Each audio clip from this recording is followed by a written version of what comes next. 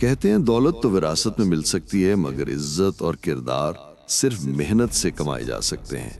یہ کہانی ایک بوڑھے باپ کی ہے جس نے اپنی زندگی کی کہانی اپنے پسینے سے لکھی اور اپنے بیٹوں کو امتحان کے ذریعے ان کے کردار کی پہچان کی۔ آئیے سنتے ہیں بوڑھا چکی والا اور اس کے 3 جوان بیٹے، ایک سچی اور دل کو چھو لینے والی کہانی قصہ بول کے ساتھ۔ گاؤں کے کنارے ایک پرانی آٹا چکی ہوا کرتی تھی جس کے پہیے دن رات گھومتے اور آٹا پیستے رہتے اور آٹے کی خوشبو گاؤں کے ہر کونے میں پھیل جاتی۔ چکی کا مالک بابا نصیر سفید داڑھی، جھریوں بھرا چہرہ، مگر دل میں روشنی بھرا انسان تھا۔ 50 سال سے وہ ایک ہی کام کرتا آ رہا تھا، یعنی چکی چلانا اور آٹا پیسنا۔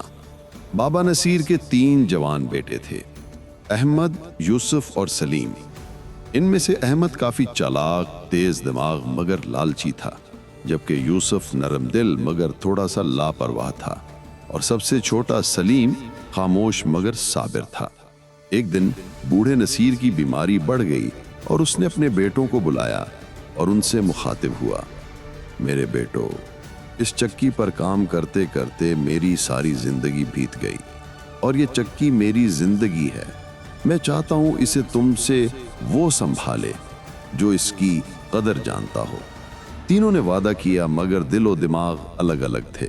احمد کیونکہ فطرتاً لالچی تھا، اس لیے فوراً لالچ میں مبتلا ہو گیا، جبکہ لاپرواہ یوسف صرف سوچتا ہی رہا، اور سلیم ہمیشہ کی طرح خاموش مگر مکمل تیاری کے ساتھ۔ بوڑھے نصیر نے کہا، میں تمہیں ایک ایک تھیلا گندم دیتا ہوں، اسے پیس کر اپنے طریقے سے اس سے بہترین فائدہ حاصل کرو اور 3 دن بعد مجھے دکھانا۔ احمد نے اپنی لالچی طبیعت کے مطابق فوراً گندم بازار میں بیچ دی۔ اس نے سوچا، میں کیوں اتنی محنت کر کے بیکار میں اپنا پسینہ بہاؤں، کیوں نہ اسے بیچ کر سیدھا منافع کما لوں، اور اس نے یہی کیا۔ گندم بیچ کر اسے چند سکے ملے اور پیسے کما کر وہ بہت خوش ہوا، لیکن جب اس نے اپنے کمائے ہوئے سکے اپنے بابا کے سامنے رکھے تو بوڑھے نصیر نے خاموشی سے کہا، بیٹا، نفع تو مل گیا مگر محنت کہاں گئی؟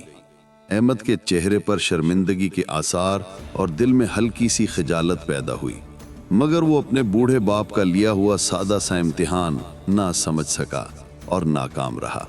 یوسف نے آدھی گندم پیسی اور آدھی غربا میں تقسیم کر دی۔ اس نے سوچا، لوگ خوش ہوں گے اور دعا دیں گے تو دل سکون پائے گا اور بابا بھی خوش ہوں گے۔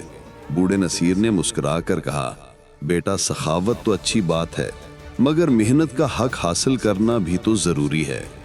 یوسف بھی اپنے بوڑھے باپ کے امتحان کو سمجھنے میں ناکام رہا، اور اس نے سوچا کہ نیکی اور محنت میں توازن ہونا چاہیے۔ سلیم نے ساری گندم پیس کر آٹا گاؤں کے محتاجوں میں بانٹ دیا۔ جب وہ خالی ہاتھ گھر آیا تو بوڑھے نصیر نے حیران ہو کر پوچھا، بیٹا، تم تو سب کچھ بانٹ آئے، اپنے لیے کیا رکھا؟ سلیم بولا، بابا، میرا حصہ تو ان کے چہروں کی مسکراہٹ میں ہے۔ اپنے سب سے چھوٹے بیٹے کی بات سن کر بابا نصیر کی آنکھوں میں آنسو آ گئے اور بولے، میرے جسم کا یہی وہ حصہ ہے جو میرے مرنے کے بعد میری چکی کے ساتھ زندہ رہے گا۔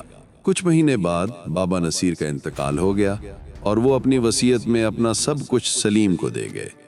میری چکی، میرا گھر اور میرا نام سلیم کے نام، احمد اور یوسف کو میرا پیار، مگر میرے بچوں، یہ سبق ہمیشہ یاد رکھنا، وراثت دولت سے نہیں کردار سے چلتی ہے۔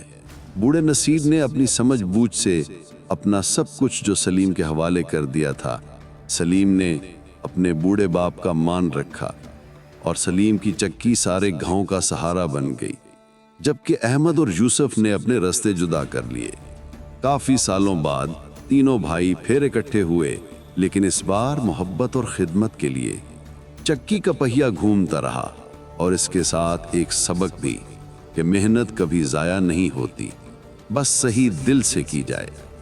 قصہ بول کے دوستو، کیا کبھی آپ نے سوچا کہ محنت اور نیکی کا پھل کب ملتا ہے؟ وقت ضرور لگتا ہے، مگر اندھیرا کبھی دائمی نہیں ہوتا۔ اگر آپ کو یہ کہانی پسند آئی تو ویڈیو کو لائک کریں، اپنے دوستوں کے ساتھ شیئر کریں اور چینل قصہ بول سبسکرائب کریں۔ اپنی رائے کامنٹس میں ضرور بتائیں۔